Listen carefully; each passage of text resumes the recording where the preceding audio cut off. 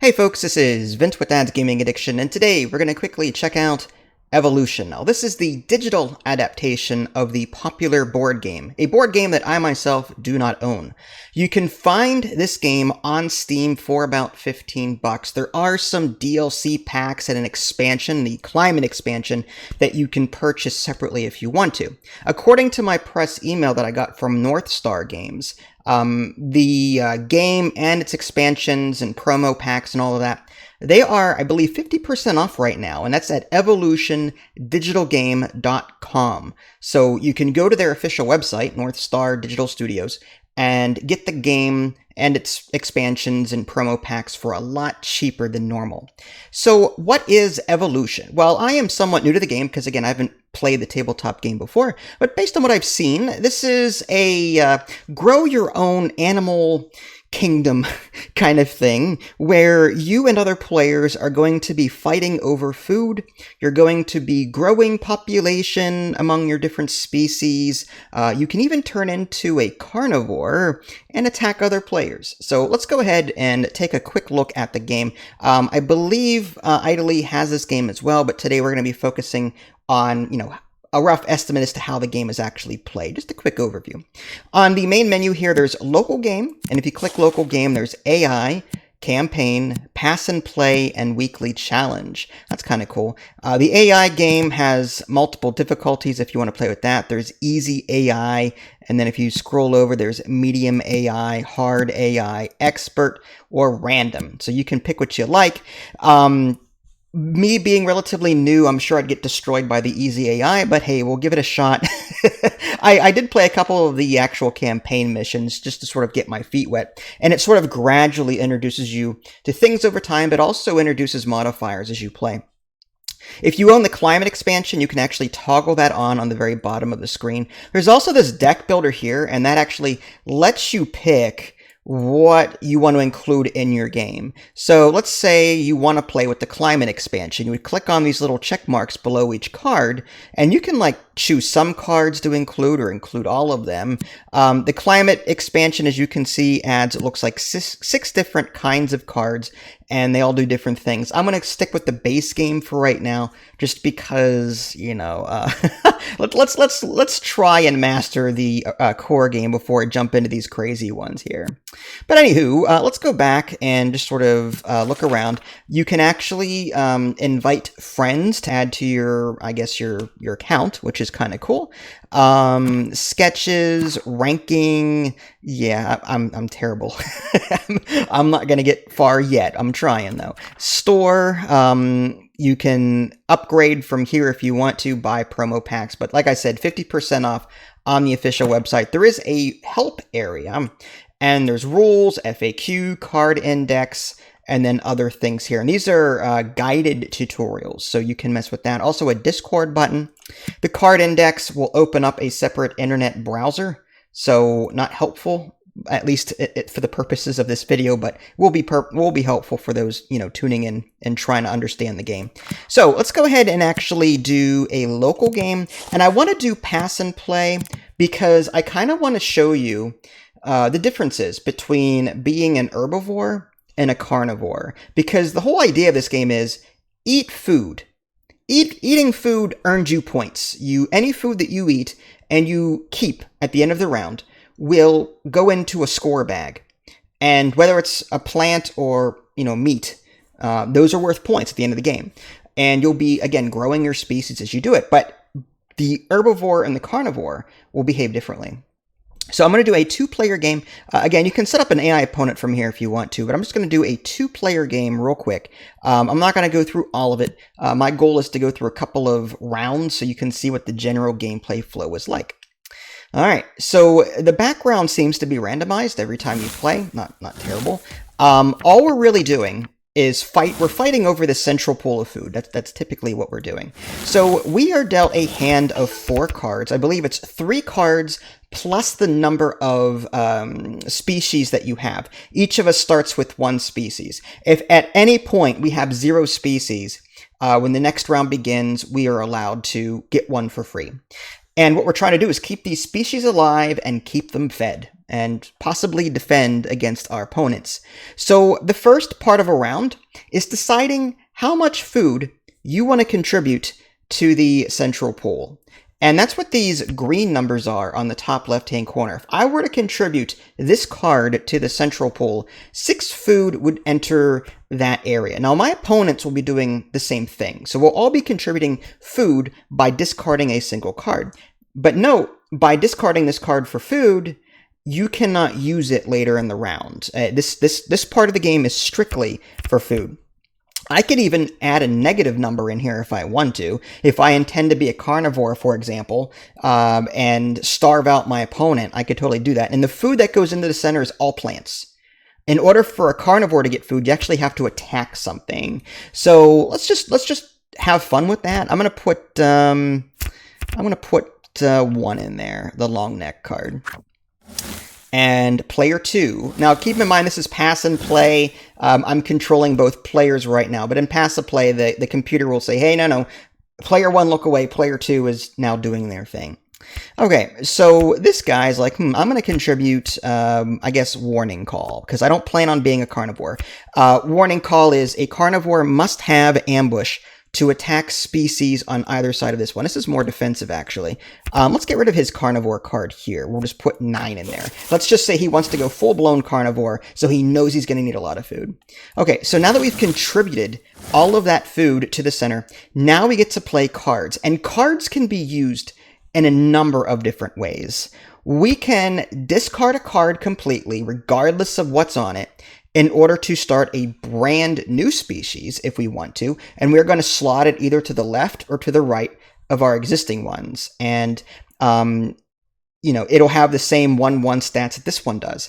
As far as the stats are concerned, the green is population. It's sort of like its life, the number of animals in that group. And the blue number is its body size, meaning like how fat or how big it is. And that's important because carnivores need to be bigger than the animals that they're attacking. Otherwise, they can't do it. So it's important for carnivores to have a high body size so that they can easily go after their opponents. So anyway, let's say I want to become a carnivore. Rather than discard a card to add a new species, I could also discard a card to add to a population or add to body size if I want to. I think what I'm going to do, though, is slot a trait into this species. I'm going to become a carnivore. In order to become a carnivore, you have to play this carnivore card. And in a 2-player game, you only have 2 slots, but in a 3 or more player game, you can slot 3 different traits in there. I'm going to go ahead and put a carnivore card there. All right. And these other ones, some of them can be used with carnivore, but like this one here, foraging. If I slot foraging into this same animal, it says take 1 additional plant food. Well, carnivores cannot eat plant food now. So this would be a complete waste to assign it as my second species trait. Rather, I might just throw it in here to maybe increase body size. This one is cannot be fed or cannot be attacked once fully fed. If I wanted to add that as my trait, that would be cool. That would give me some defense. I think what I'm going to do maybe is start a new species. So we'll just add a new species over here. Okay, and that was all of my cards. Now, there is an undo button should you want to do stuff at this point. I'm going to go ahead and hit end turn. And now player 2 will do the same thing. They'll play cards. They'll add to their population if they want to. For the sake of this example, I'm going to go ahead and just add a new species here. I'm going to add a new species over here. Whenever you play traits, you have no idea, you keep them face down. So your opponents have no idea what you're playing. So at this point, player 2 has no idea that I am turning one of my animals into a carnivore. And then maybe we'll do something like, let's see, this is a good one. Every feeding, share food to the 1 food to the right. So I'm going to put that as a trait here so that when this one feeds, it will automatically share to the right there. All right, so I'm going to hit end turn. All right, so now all of the traits are revealed simultaneously. All players feed. And now those center cards that we contributed are now added to the middle. I contributed 1, Player 2 contributed 9, so now there's 10 food in the middle. And it's possible that some animals won't be fed. It's possible that all animals will be fed, and some will be left over for the next round. So the ones that are glowing, I'm going to go ahead and, let's see, just attack. And the way this works is, like I said, body size does matter. You need to make sure that you're larger than what you're attacking. Every time I successfully attack, I get food that I can add to this. It's kind of hard to see, but there's a little circle below the red number here. I need to make sure that those circles are filled up, because if they're not, I lose population down to the number of food that I have. And I can even starve out and die if I don't feed them at all. So you want to, the whole goal is feed all of your animals. Right now, every animal has a population of 1, both me and my opponent. So all they need is 1 food to stay alive. But if there were 2 or more population, they'd have to get 2 or more food, respectively. I'm going to go ahead and just do this. Now, because I'm attacking one of their animals, they will lose 1 population. I will also be fed in the process. And they've died out because they only had 1 population to begin with.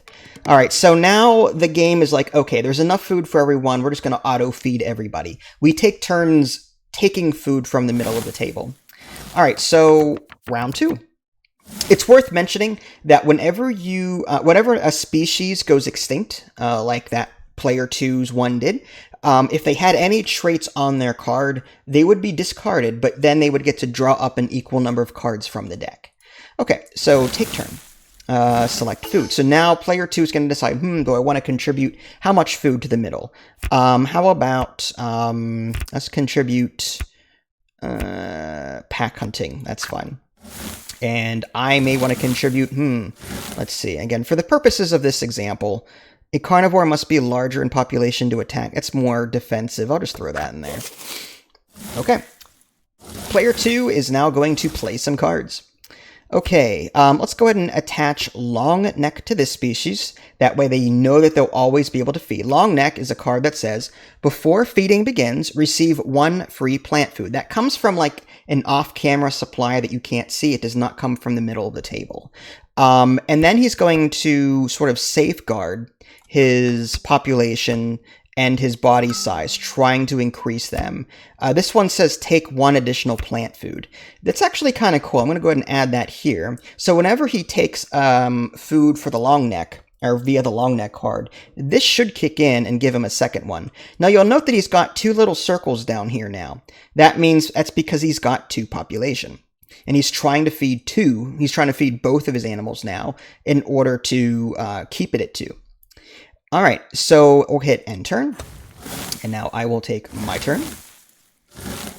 And now I've got some things to think. Can store extra food up to its body size. These are traits I can add. Defensive herding, let's add a population there. Let's add a population there. I really like the long neck card. It really keeps you self-sufficient. I'm just going to add both of those here. Okay. All right, so we're going to hit end turn. Yep. So what just happened, and it's kind of hard to see because it just happened so fast. That long neck card, he got a free food, and this card foraging gave him an extra free food. So this one is completely full now. There's a lot of food and not that many animals right now. Okay, so player 2 gets to go first. They have the first player marker. He's going to just feed with that one. Okay, so I have a choice. I mean, all of his animals are fed. So when that happens, the other players just continue taking turns until all of their food is, or all of their animals are fed, or all the food is gone. In this case, I'm just gonna, I don't know, I can't attack this one because my body size is equal to its body size, but I could totally just wallop on this one. Now, here's the thing. If the enemy has no animals that I can attack, I must attack one of my own. So being a predator isn't always good. If your opponent has a lot of cards, like they've beefed up their animals and they're really strong and their body size is huge, and your predator isn't big enough to take them out, then you have to start preying on your own animals. And if you can't do that, then they just starve, which is bad. I'm going to go ahead and attack this one. Because this one has a trait, he has to discard it, but he gets a free one from the deck. He'll get that in a minute. There it goes. And then this one, I'm just going to just take... Yep, Take that. And okay, well, I have to attack my own here. It's hungry. Yeah, I need one more food, and I have to attack that. So, like I said, sometimes it's bad to be a predator. All right, but I gained 3 food. Was it 2? No, 2 red, 1 green, and my opponent gained 2 green. And again, these are victory points that will add up at the end of the game. You also earn points for how high your populations are, traits that are in your animals, that kind of thing. Okay, we're going to contribute some food. Maybe I'll just add that one. Player 2 will contribute. Let's see. There's a lot in there. Let's just do -1. That's fine. Okay. Play some cards. Pack hunting. Add the species population to its body size to determine its attack size. That's actually really good. I'm going to add that there. That will make my body size 4. Without having to discard 2 cards to add to its body size, I just added that trait there, and now most of these animals will be easy prey. I'm going to go ahead and add a new one here. And this species cannot be attacked if your species to the right has a larger body. Let's just put a population there. And receive 1 food after every carnivore attack. That's kind of cool. I'll go ahead and add that here. So if my carnivore attacks, these guys get a free food, is what it's saying, which is kind of nice. I'm going to go ahead and end my turn. And let's say my opponent goes, okay, I'm kind of getting low on animals here. Let's go ahead and we'll add new species there. Let's go ahead and add some horns as a trait. That way, if he attacks, then I lose 1 population. So it's sort of like a defensive, spiky thing. So if I attack this particular animal, then I lose a population. Let's go ahead and just add a new species and a new species. And we'll do something like that and hit enter. Okay. And again, this is probably not like ideal strategy. I just want to show you all the different ways of playing and what you can do. All right, so new food is added to the watering hole. And now, as the first player, I get to go.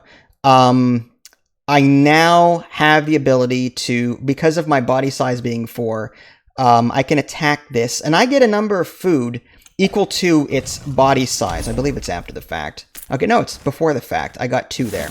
Okay. Normally, I would get 1 food if I attacked any of these other ones. But because he had a body size of 2, or a population of 2, I got 2 food. All right, everything else was sort of auto-collected because there was a lot of food left over. All right, player 2, select food. I think you guys are sort of getting a feel of where this is going. This will continue until the deck runs out of cards. I don't know where that actually is. I don't see like a deck anywhere that I can click on. But in the board game, I was doing some research. The last round is triggered when the deck runs out of cards. Typically, it's like, what, 6, 7, 8 rounds, something like that. So, yeah, you're just going to go back and forth like this, trying to earn victory points. And the player with the most will end up winning the game. Overall, I got to say, like, this is a really cool game. There are a lot of expansions on the board game side, like there's the Flight expansion. I didn't see that one on digital. Maybe I'm wrong, but that is, like, if you're looking for more of this game, then I think the tabletop version actually has more expansions available to you, or at least standalones that act similar to this, but don't quote me on it. I believe there's also a tabletop game called Oceans.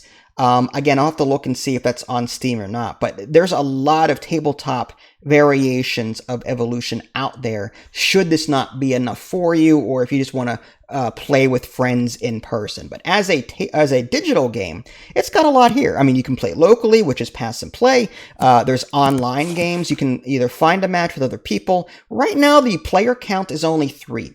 So because this game has been out for a while, the servers are kind of empty. So you're going to need friends to play with, or you can play with the AI.